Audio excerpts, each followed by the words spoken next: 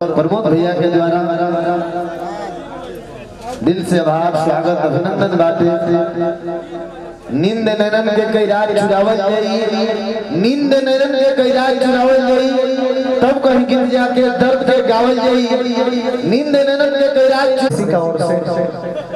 और एक मंच पर विराजमान एक से बढ़ के एक गायक हमारे जिगर के टुकड़ा भाई गोलू राजा जी एजा उपस्थित बाने, शिव कुमार बिक्कू जी एजा उपस्थित बाने, दीपिका ओझा जी बाने। तो हमने के गावे खातिर ना बल्कि प्रमोद चाचा के आशीर्वाद पावे खातिर और हमने के भोला बाबा के हमने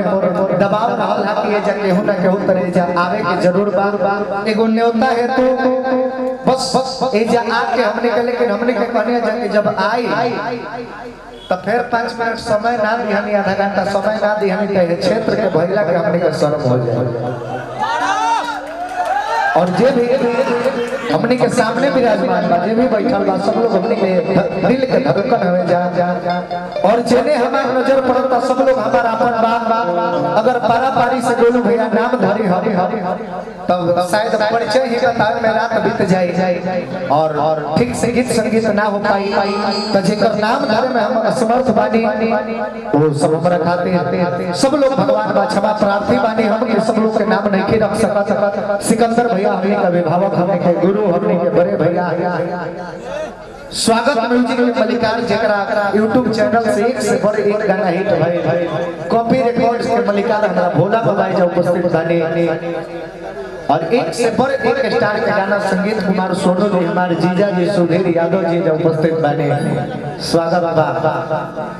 और ये जो टीम आज इतना सुंदर सुशोभित साउंड रोशन के कान में निकल के जा रहा बा, ये आउटपुट द्वारा राजन भैया, हृदय भैया, फिरोज भैया इतना सुंदर कॉम्बिनेशन बना के रवा सब बजाओ ताकि दिल से विनम्र आभार प्रकट करब। हनुमान जी के चरण में कोशिश प्रणाम और समय नवरात्र के चल रहा बा। प्रदुमन जी वाला माइक दे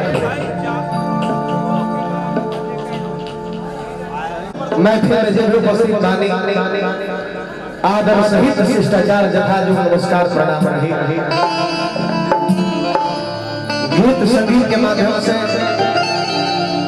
हम सब कलाकार के ओर से कोनो भी गलती त्रुटि होता तो अपना घर के खेले वाला छोट लड़का समझ के क्षमा कैला के काम बा। कैसे कि जे ज्यादा बोले ना ऊपर से गलती बोलाला, जो रोड में गाड़ी ज्यादा तेज चले लोग एक्सीडेंट करेला, जे तैरे के हाल जाने लोग डूबबो करेला, जे इम्तिहान दे लोग है ना पास में तो फेल करेला। तो विशेष का है करो सब तो अपने विद्वान बानी ओ में हमने खातिर रोज में भगवान बानी और रोज में भगवान बानी तो हमनी का वही भगवान के पुजारी बानी। यहां तक रोज सब ज्ञानी बानी तो हमनी का गाड़ी बानी, यहां तक रोज सब ज्ञानी बानी तो हमनी का रोज सब के चरणी पे भिखारी बानी। और मुख्य बात तो ई बा कि कलाकार के लिए इससे बड़ा कोई दौलत नहीं हो सकता है, इससे बड़ा कोई ख्याति नहीं हो सकता है। और वो सिर्फ मेरे लिए नहीं, प्रदुमन परदेसी जी के ही लिए नहीं, गोलू राजा जी के लिए ही नहीं, बल्कि वो किसी भी अन्य लैंग्वेज का, किसी भी भाषा का कलाकार हो, उन सबके पीछे से अगर आप सभी का वोट और सपोर्ट रूपी पावर हटा दिया जाए, वो चाहे गायक हो या नायक हो या किसी पार्टी दल का नेता मंत्री अथवा विधायक हो, इन सबों के पीछे से अगर आप सभी का वोट और सपोर्ट रूपी पावर हटा दिया जाए हमारा लागत है कि प्रमोद चाचा एगो मुख्यमंत्री के भी रोड पर अब टाइम ना लगे। बस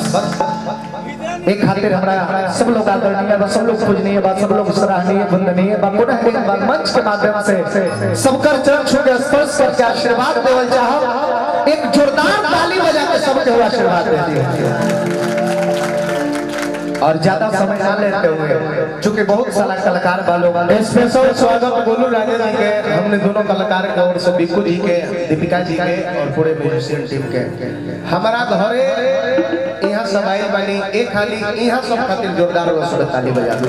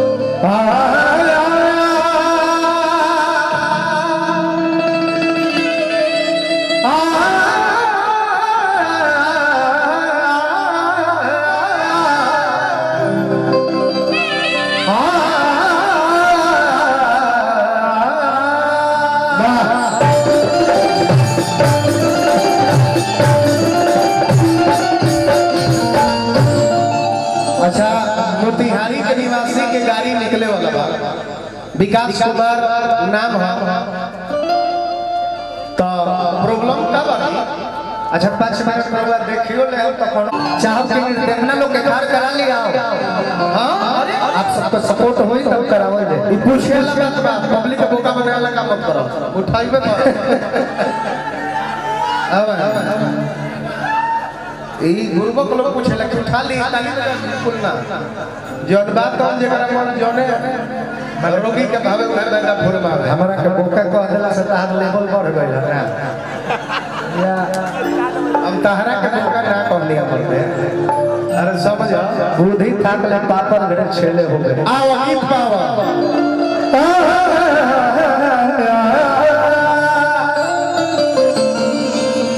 सुना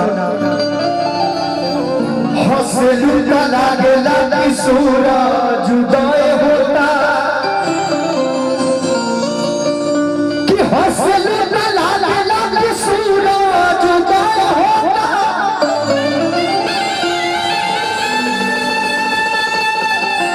हंसलू का लागे कि घेरले बगाता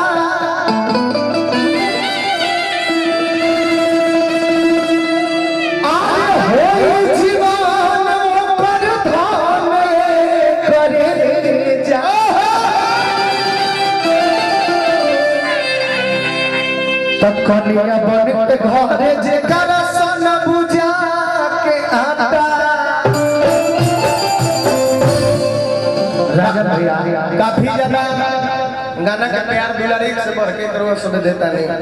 हमको ड्रॉप चाहिए बड़ा खुशी मिलता और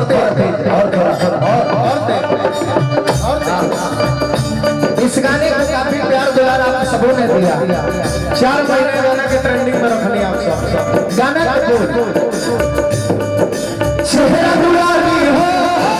मोहब्बत वाली हो चेहरा दुलारी मोहब्बत वाली जिए नदी है चलती जाने के मानी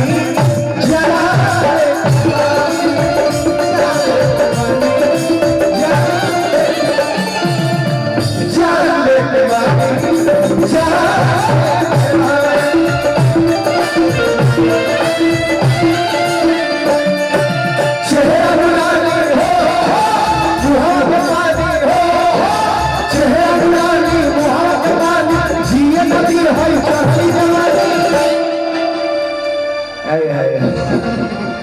कुछ तो था उसके चेहरों में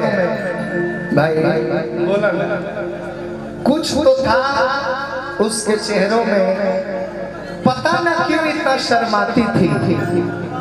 एक दिन दांत खोलकर हंसी तो पता चला साली तंबाकू खाती थी